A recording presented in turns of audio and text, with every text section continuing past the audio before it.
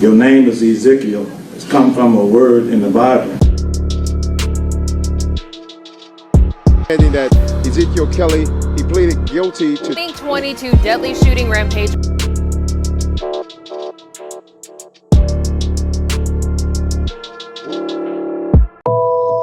Ezekiel Kelly, born October 14, 2002, in Memphis, Tennessee. Growing up in the cold Memphis streets in Raleigh, Ezekiel would attend Coleman Elementary School. He was close with his mother. Children in Raleigh are raised on culture of death. Seeing dead bodies by a young age is normal in Memphis. Ezekiel was a normal kid growing up in poverty. By middle school, Ezekiel wasn't afraid to get wild. He was off the porch like 75% of the kids in Memphis. Ezekiel was already in the streets by middle school, and Ezekiel would jump head first as he's becoming a growing teenager. The Memphis juvenile system would know Ezekiel very well. The time of 15, Ezekiel was already a problem, and wasn't afraid to lay a grown man down. He would join that Rolling 90 gang. One day at 15, he would rob a man. He would be arrested for robbery and placed in Tennessee Department of Children's Services at a secure facility. In 2018, during his time in the facility, he would become worse. Other adults in his neighborhood would recognize the crazy behavior.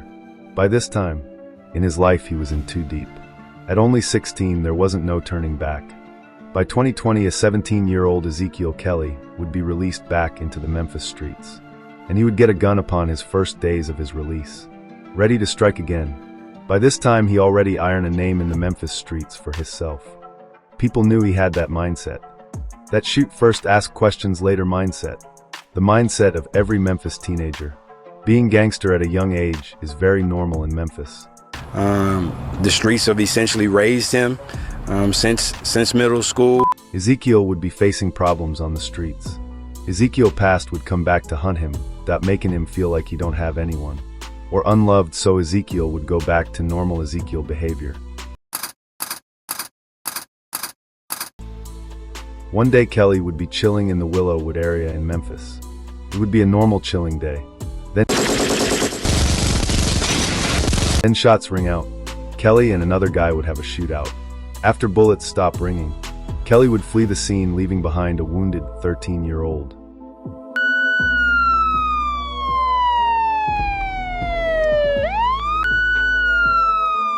Kelly would be arrested after the shootout and held in a Shelby County jail. Kelly was charged with attempted first-degree murder. Kelly would remain in custody. Kelly had a long record before this incident, but somehow at court, Kelly would get lucky and the judge would sentence him to 3 years and 11 months. The streets have essentially raised him.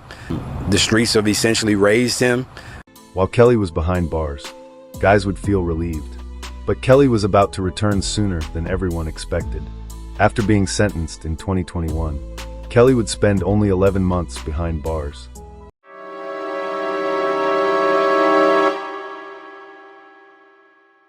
Kelly was now out of jail. Now released Kelly would not have the best living situation. Feeling abandoned, Kelly would pop a pill to relax the pain. He would go back to what he knew to survive. In the forest, meaning keeping a gun. Everybody was starting to get afraid, as Kelly was wig out on pills. People who knew Kelly was about to crash out. It was just a matter of time. Kelly world would start crashing down. But Kelly was about to send Memphis to hell.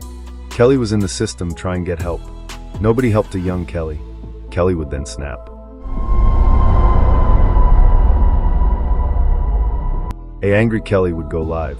He would be angry, but this live would be different. He would send a message. Kelly would be on Facebook Live and began shooting and killing people.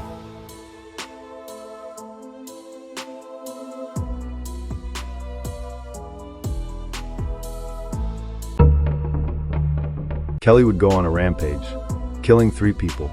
I'm not sure the order of the murders. Memphis would lock the city down looking for Kelly.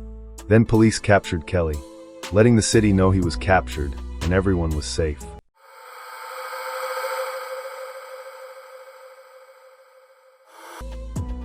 I would like to send condolences to the families. May every victim rest in peace.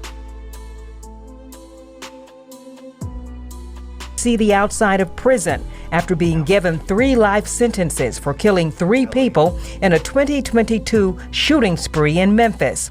Kelly's attorneys say the decision to plead guilty was Kelly's after they presented him with options. It's giving them the time to process what's going on, what they're facing, and being able to then look at the options. Now, for the first time, his attorneys are giving WREG insight into what was going on in the then 19-year-old Kelly's mind when he randomly shot people across the city. Mr. Kelly didn't set out on the morning this all started with the intention of going through and killing people. They say he didn't write any type of manifesto or have a grudge.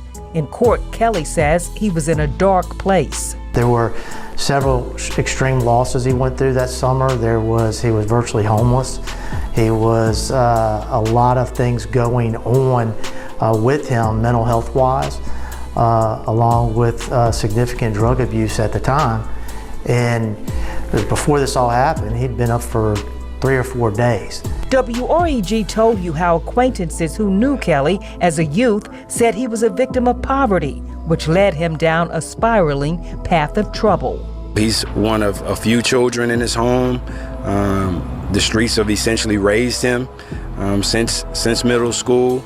And what comes with our pain are we're looking for remedies for that pain. And when you're growing up in poverty, again, poverty begets a lot of things. Scholl agrees, saying in the juvenile system, Kelly was given several correction plans that weren't followed through. Thanks for watching. Kelly has to live with his decision every day. Trapped in a small box until his last day. Mind dreaming and thinking about the crimes and violence. Don't forget to like and subscribe. Until next time, America.